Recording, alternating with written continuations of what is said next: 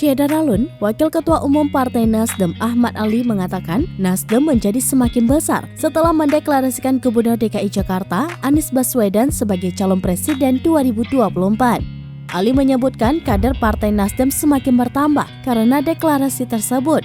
Ali menyampaikan keluar masuknya seseorang dari partai merupakan hal yang biasa. Dalam hal ini, Ali menyinggung dua kader Partai Nasdem yang keluar karena deklarasi Anies menjadi capres, yakni Niluh Jelantik dan Andreas Acuy Simanjaya.